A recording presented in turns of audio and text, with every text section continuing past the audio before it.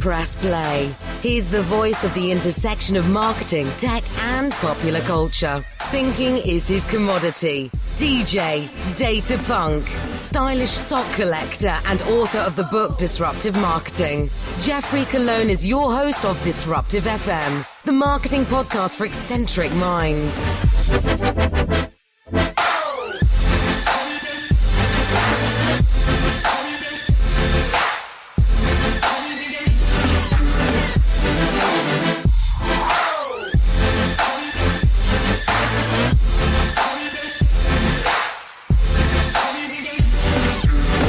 Friday, it's another episode of Disruptive FM, the marketing podcast for eccentric minds. I'm your host, Jeffrey Colon. This episode is episode 44, which is funny because it falls on the same week that I turned 44. Yes, I'm not afraid to admit that I'm over the hill when it comes to what people think my age should be when I work in the tech industry. But I think we're going to realize that age is simply a number. What interests we have and our passions and our purpose in life, we can't give that a number. Besides, many people when they meet me usually think I'm around 32. So I always have to earn their respect by telling them what happened back in the 80s. Speaking of the 80s, on this episode, we're going to talk about Prince. Unfortunately, the news came down when I was about to record this podcast, which posts every Friday. I usually record it on Fridays, but in this case, I'm actually recording it on Thursday. I'm traveling at the time. I'm actually in Orlando for an event. And what I wanted to note, why we were going to talk about Prince is, one of the most creative artists ever. And there's so much that the business community can learn from the creativity of artists.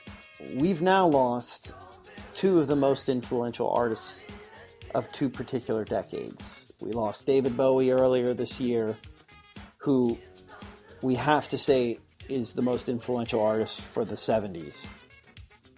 And now we've lost Prince, who we have to say is the most influential artist of the 80s.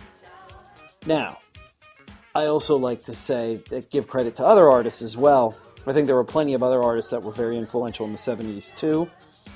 And the 80s. I think Madonna definitely has to fall within the 80s, spanning into the early 90s as well.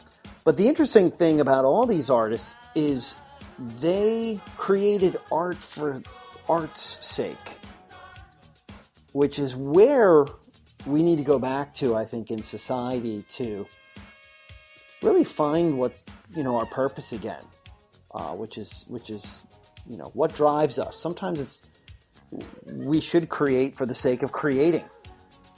It's part of what I'm down in Orlando to talk to a number of CEOs about, how creativity is what drives us. It's our biggest motivator. In fact, I think in my presentation, I don't use the term that we hear so often, which is, adapt or die, or disrupt before you're disrupted. But really, my theme or my blurb is create to live, because that's ultimately what we get when we create. It gives us purpose. So I'm just distraught. It's been a tough year. I think Vice even ran an article saying 2016, can it be over? Like, can it end now before it gets a little too insane? So that's where we stand with everything. When the news came down, I was really shocked. I was, of course, saddened and posted my take on everything, both on Facebook as well as LinkedIn. My take on Facebook with my friends was that, Prince, he didn't just do art for the sake of making money. He did art because he loved doing art. In fact, there was a period of time he wouldn't record under his name because he didn't want to give those music rights to Warner Brothers, which is why he changed his name, which is why he went as a symbol, actually, for a period of time, because in his contract, and he probably spoke to his lawyers about this, if he became a symbol, then he technically could record and didn't have to give that music to Warner Brothers, since it wasn't under the name Prince. But he wasn't going to just bow down and give his creative works or his intellectual property to any big, massive corporation and say, hey, just exploit this like you exploit everyone else. And that's what made Prince so punk rock compared to artists that say that they're punk. He was a fringe artist, and we learn so much from fringe artists. In fact, the business world castigates anything that might be fringe. If you look at some of the things that are being talked about with some of the early videos of Facebook, I mean, you look at what Mark Zuckerberg was doing back then. I remember, not Mark Zuckerberg or Facebook, but I remember in 2004 when I told people about Friendster in the business world, they're like, this is nothing. This isn't going anywhere. You know, stop wasting your time with this stuff that's not going to go anywhere and figure out how we're going to market our services. And I'm like, well, this is how we are going to market our services. We're going to use social connectivity. And, you know, one business I worked with was like, you're fired. Get out of here. And of course, now you look back at that, and all of that has been proven correct. Which is why we need to continue to pay as much attention as possible to people who are really outsiders in the world. We don't do that because people who are awkward, it's very easy to make fun of them. Oh, they don't know what they're talking about. They're weird. They're different. They're geeks. They're nerds.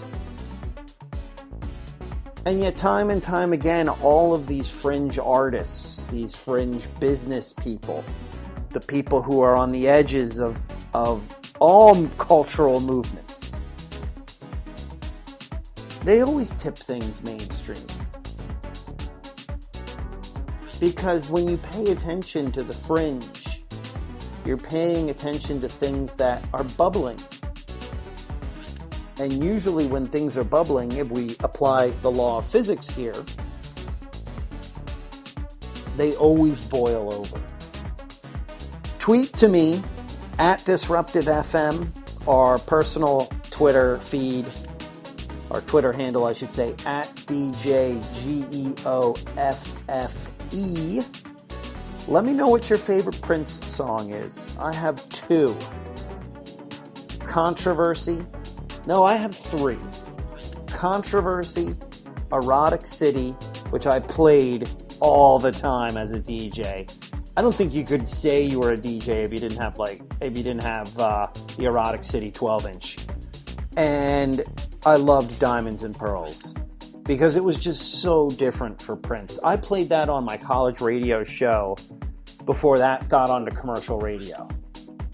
Because I was a huge Prince fan, and I remember the label promoted it to college radio because it was very different for him, that particular album.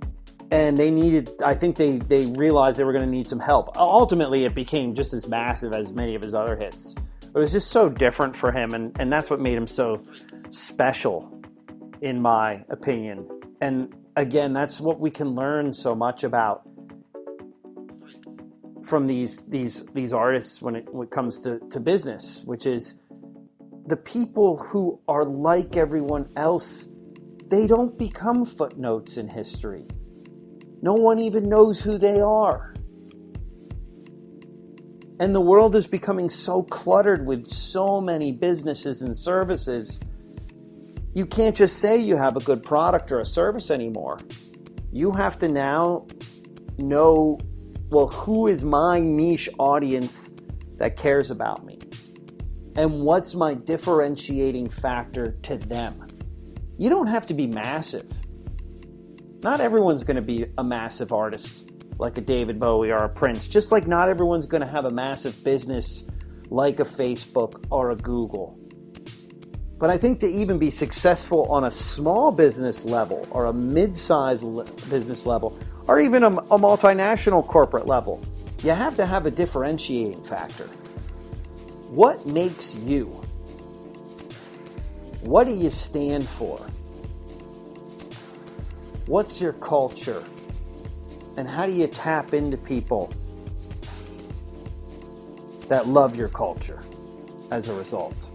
One last bit on Prince that I have to note is he had fans that were just all over the spectrum, which is what makes such a good artist and what I think makes a good business.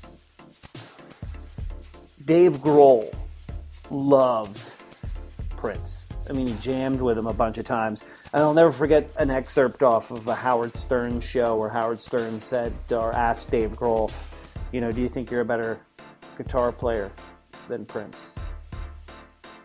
And Dave Grohl responded, Prince is a better drummer than me. I mean, the guy could play like 25 different instruments. He was so talented. Duff McKagan of Guns N' Roses basically says that if it weren't for Prince's album Purple Rain, Guns N' Roses would never have formed because he never would have made the move to Los Angeles as a 19-year-old with no money to form a band. Think about how powerful that is for a second. When's the last time as a business person or a marketer, someone maybe came to you and said, hey, you changed my entire life. You made me do something that I never thought I would do before.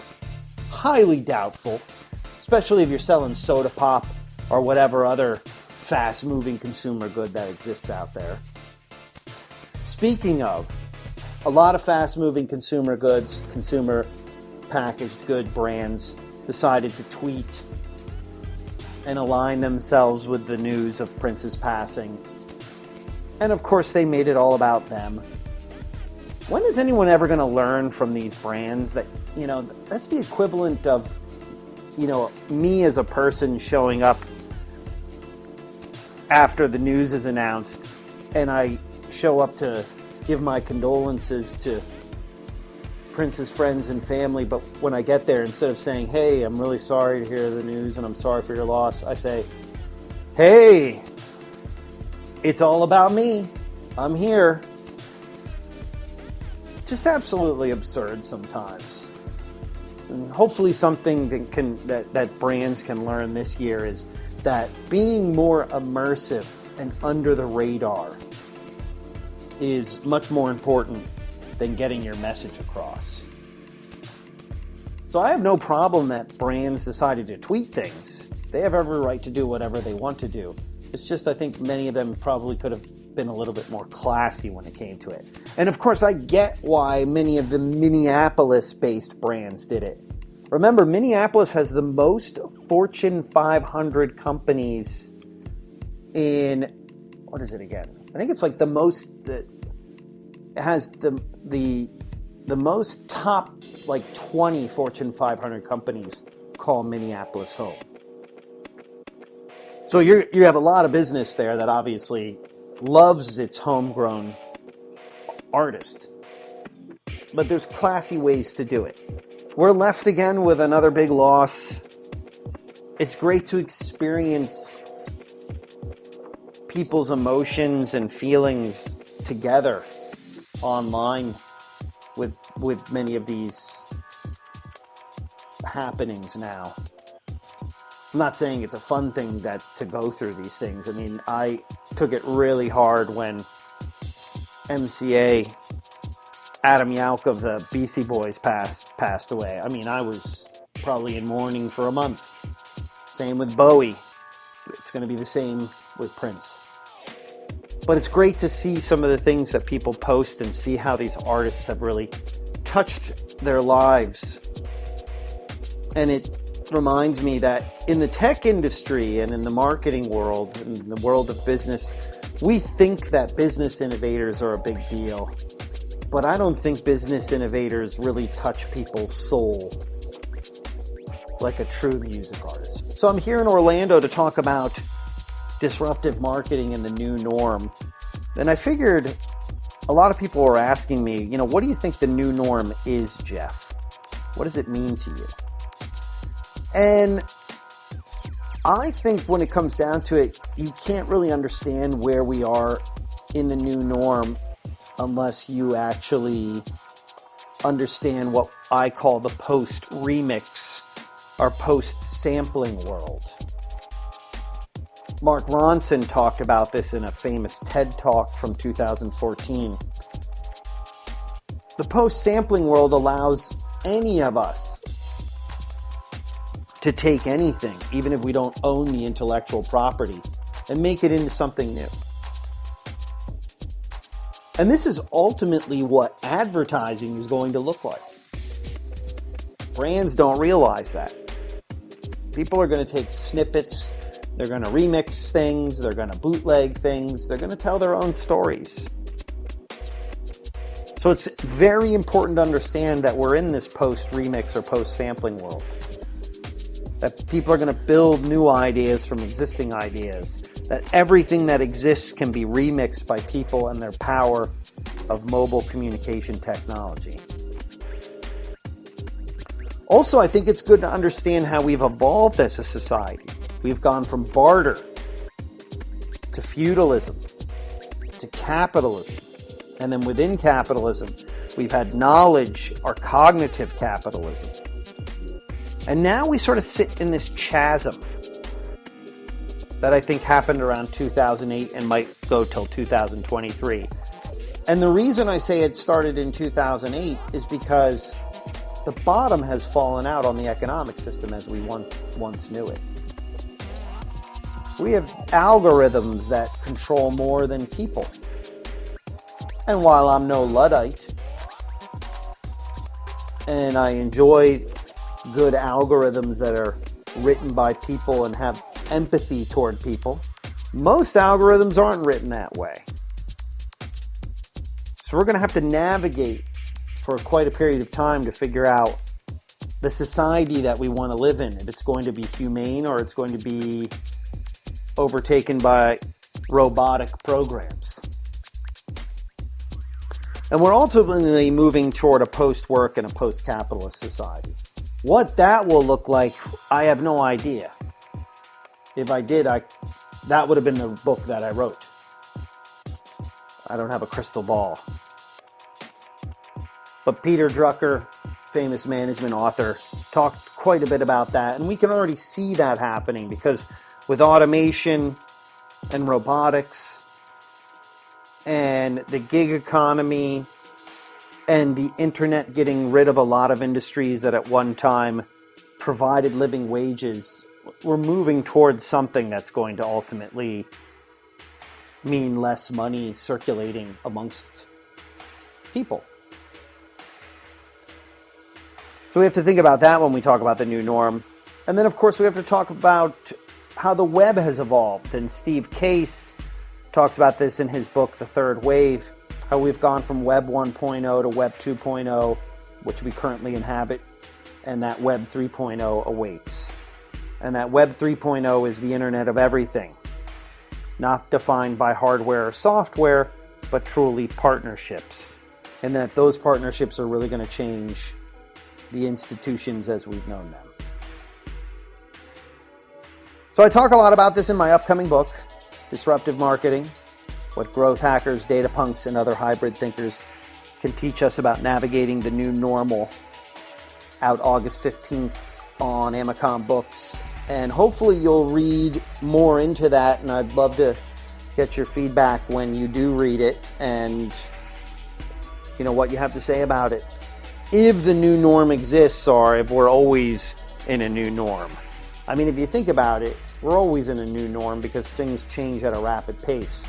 But I think this period of time, between 2008 and 2023, is really a fascinating time for business, because business is going to really have to figure out how it fits into an always evolving and agile world dictated by customer sentiment. I read a great article in the New York Times this past week about how the agency world is trying to covet culture as a way to retain young people within its ranks. Many of those young people really want to go work at tech companies or startups. They don't want to work in the advertising or the agency world anymore. And that many of these companies, these agencies, are trying to lure people with perks, beanbag chairs, sort of a nice feeling, a nice workplace where people can sprawl out and become creative. And I thought the article was really interesting, but I thought it missed a number of points. And the points that I thought it missed was that, you're basically dealing with a number of factors in the advertising world that deal with how time is billed. If we look at how agencies operate, agencies are paid based off of the time they build. Tech companies are paid based off the products they ship and the usage of those products by customers. So I thought the article totally missed the point of the economics of the agency world. Agencies don't bill on ideas. They don't bill on success rates. They don't bill on attribution models. The tech world has moved very much into the subscription model, where new updates can be shipped weekly. There is a need for critical thinkers in both industries, but it seems like the ad industry has been taken over by non-visionary C-types who don't know how to inspire young people to be customer-centric, understand how data can be used for influencing creativity, and the holistic mix of messaging and how that affects people's behavior. Actually, let's replace messaging with experiences. If the atmosphere would pivot in that direction, I think the ad agency could find a new future, especially if it incorporated more 50-50 creative and analytical types with a diverse mix of people into its ranks. I think it could reinvent itself. After all, ad agencies are part of the persuasion economy, one that we live in now. But the insiders within those agencies are not going to be able to change anything. And they're not going to be able to change anything by adding more beanbag chairs to the mix. Things will change if they actually allow outsiders and nonconformists who can pivot their model from what it was into a design thinking atmosphere of what it could be. Radical thinkers have the most ability to institute that type of change. I think it's been very, very difficult for ad agencies to pivot because they're slower than what customers are dictating in terms of behavioral change. And this is always what it comes back down to. You don't have enough people at those agencies that really understand human behavior. This has nothing to do with technology. Everyone always is quick to jump on everyone at ad agencies doesn't understand technology. No, they don't understand behavior, because if they understood behavior, they would stop making television spots. I didn't say they would stop making video, but they would stop making the 30 or 60 second television spot and start making holistic video content, more storytelling, more story making, lots of fresh audio that goes beyond a 60-second ad. Basically, we need to get away from the advertising business. Customers don't want ads. Customers want relationships. That doesn't mean they want a relationship with your brand in the way that you think they do, but they want a relationship where they actually have a say in maybe what's going on with your product development. And this goes beyond digital, of course. I think there are a lot of consumer packaged good brands that could come up with new things based on customers letting them know about, hey, this flavor you have is terrible. Have you ever thought of maybe going this way? These colors I don't find them attractive with your packaging. Have you ever thought of doing this? I remember about 6 or 7 years ago, I was working at an agency, maybe it was 8 years ago.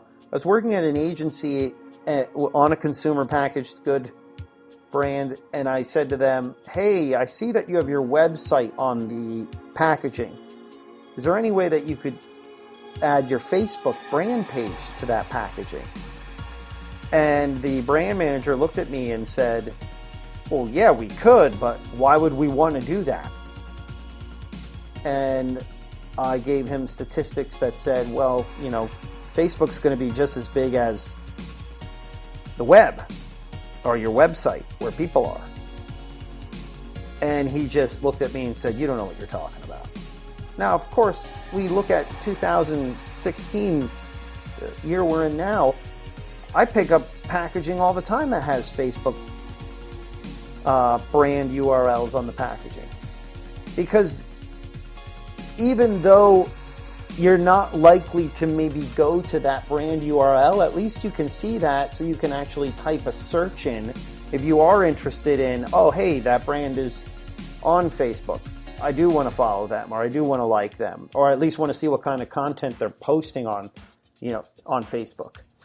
Or now with messaging, I can use it as a customer relationship channel to connect with them if necessary. Basically, what I was trying to say to the brand manager is, look, there's a number of things that are happening that are pivoting in new directions. And if you just want to shut if you just want to turn that off,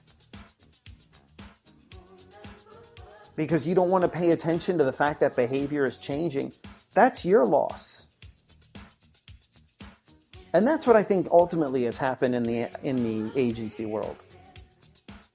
It goes back to our last episode when I talked about Dan Lyons and Disruptive. You got a bunch of D players in the agency world. I hate to say it. And hopefully we will inject, or that world can inject, some more A players into the game. I would love a return of some of the top people who maybe left the agency world to go work for tech companies to come back into the agency world again. Because I'll tell you, the one good thing the agency world actually has going for it, even though the billing model needs to be updated, and even though it has a lot of brain drain, it truly has the ability to be visionary, much more visionary than many brands. The internal marketing departments that we see at brands now, the only issue I have with that is that they are closing themselves off from the outside world. And you don't want to do that. And that's why you hire an agency, because they keep you tied to what's happening by giving you ideas that are fresh, because they're not as close to the product as internal brand marketing teams are. So if some of these A players can get back into the game or come up with new models, and I've seen this happen, there's a lot of really cool independent agencies out there doing things very different from what the holding companies are doing. But if they can get back to that game again and reinvent the model into something new and fresh, I give the agency world some hope. But that's not going to come from a bunch of beanbag chairs. Hope you enjoyed episode 44. Make sure you reach out to us on Twitter at DisruptiveFM. Participate in the conversation using hashtag DisruptiveFM. Of course, you can look up all the information you need about this podcast at disruptivefm.net, or all the information you need to know about me, where I'm speaking, what I'm up to, when the book is coming out, and all my other diatribes and all of the social properties that I'm on at jeffreycolone.net. That's GEOFFREYCOLON.net. And hopefully you liked the updated Disruptive FM artwork that I put on the podcast. I thought that the yellow lettering that I had was hard to see, so I changed it to red, compacted it a little so it wasn't going outside the edges, and added my photo. Because someone said, hey, you got to add your mug shot so it looks like all the other podcast shows. And of course, the conformist that I am, I was like, hey, I got to look like everybody else. Yeah, I'll definitely do that. Just kidding. Make sure you reach out to me if you have questions, comments, concerns. Let's keep the conversation going. And of course, my speaking schedule is on my website, jeffreycolone.net/speaking. I got a lot of dates coming up and a lot more coming. The big, newest, latest one that I wanted to let people know about is I will be in Philadelphia August 23rd and 24th. That's a Wednesday, Thursday, August 23rd and 24th in Philadelphia. I think the week prior, it's like the 16th, 17th, I'm going to find out if I'm going to be in Atlantic City. I might actually make a week of it on the East Coast. Philadelphia is actually my hometown, so it's always good to get back east and go to the Jersey Shore. Yeah, Philadelphia is the latest date, so I'll definitely add that to the speaking calendar. And if there's an event in your part of the world that you think I should be a part of, drop me a line. info@jeffreycolone.net is my email, or tweet to me, or direct message me, or link up with me on LinkedIn, and let me know about that event and maybe how we can make that happen so that I can come out and talk about all the crazy items that we love to talk about in the world of marketing. So hopefully I get to see all of you as listeners soon in the physical world, which is always important. But if not, let's keep the conversation going online, and we'll check in with you soon.